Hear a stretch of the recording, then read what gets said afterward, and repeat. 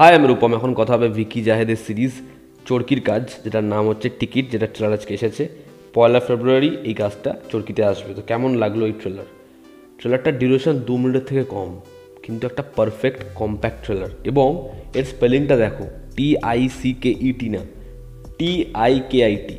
ভিকি জাহেদের কাজের এই যে নামটা হয়, টাইটেল যেটা হয়, সেটা কিন্তু খুব ইন্টারেস্টিং হয় এবং সেটার পিছনে একটা কারণ থাকে। যেমন রেড ড্রাম, সেটাকে উল্টে দাও মার্ডার। তো এই যে টাইটেলটা TIKIT, এই স্পেলিংয়ের কোনো একটা রিজন থাকতে পারে।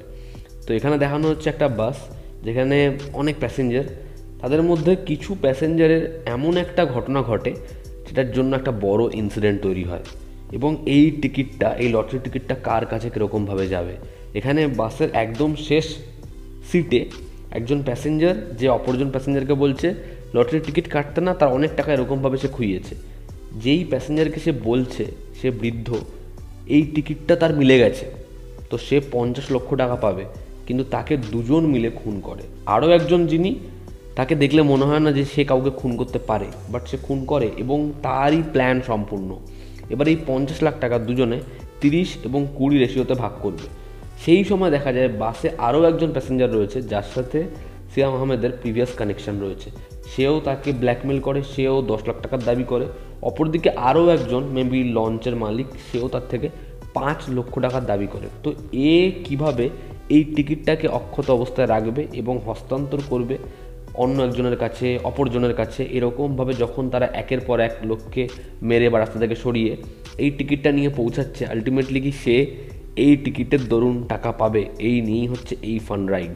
তুমি ট্রেলারটা দেখবে, কিছু কিছু পোর্শনে কমেডি আছে, তবে সেটা কোনো শব্দের মাধ্যমে বা কোনো অঙ্গভঙ্গি করে বা ব্যাকগ্রাউন্ডে কিছু আওয়াজ দিয়ে না, খুব সাটেলভাবে কিন্তু হালকাটা ফান রয়েছে।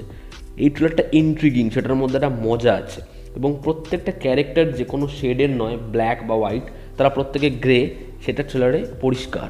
এবং সিয়াম আহমেদের ওই যে সিকোয়েন্সটা, সে ছুরি দিয়ে কাউকে মারছে এবং রক্তের ছিটে ফোটা তার মুখে লাগছে, দেখতে ভালো লাগছে। এবং ভিকি জাহেদের কাজে আমরা জানি ব্রুটালিটি এগুলো থাকে, যেটা দেখতে তার কাজে সে এরকমভাবে ট্রিট করে, সেটার মধ্যে একটা মজা থাকে। এটার মধ্যেও সেই ফানটা রয়েছে এবং প্রত্যেকটা অ্যাক্টরকে ভালো লাগছে।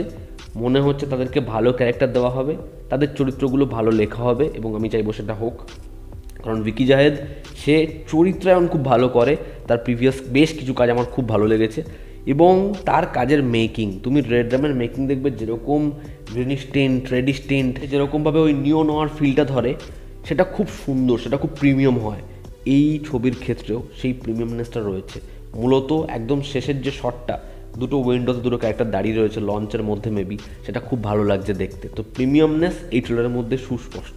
এর ব্যাকগ্রাউন্ড স্কোর এবং ক্রিস্প এডিট, যেটা খুব ব্যাটে বলে হয়েছে, সেটা খুব সিং করেছে বলে মনে হয়। তবে আমার মনে হয় শুক্লপক্ষ এবং পুনর্জন্মে যিনি সহ অভিনেতা ছিলেন, তিনি এখানে বাস কন্ডাক্টর এবং সেও কিন্তু প্রত্যেকটা জায়গায় প্রেজেন্ট রয়েছে। তার এখানে কথা বলা এক ধরনের প্রবলেম আছে এবং আমার মনে হয় সেই এই শোয়ের সারপ্রাইজিং এলিমেন্ট হবে। তার কারণ তার পারফরমেন্স প্রত্যেকটা কাজে খুব ভালো হয়, দেখার সেটা কীরকম হয়। তো আমি এই শোটা নিয়ে ডেফিনেটলি এক্সাইটেড। 1 ফেব্রুয়ারি আসছে চরকিতে, দেখার কাজটা কেমন হয়। আর আবার বাংলাদেশের ভালো ভালো কাজ পরপর আসুক। তাদের রিসেন্ট সিন পার্ট দেখলাম, খুব ভালো লাগলো এবং চাই এই কাজটাও খুব ভালো হোক। তো এই ছিল আমার রিয়াকশন। আমি ডিসক্রিপশনে লিঙ্ক দেবো, তোমরা যারা এই ট্রেলারটা দেখোনি সেই লিঙ্ক থেকে চেক আউট করো, আশা করি ভালো লাগবে। তো এই ছিল আজকের ভিডিও। ভালো লেগে থাকলে লাইক করো, শেয়ার করো, সাবস্ক্রাইব করো। আবার দেখা হচ্ছে, জনতা আমাদের পাশে আছে। Love you all, stay bye, take care.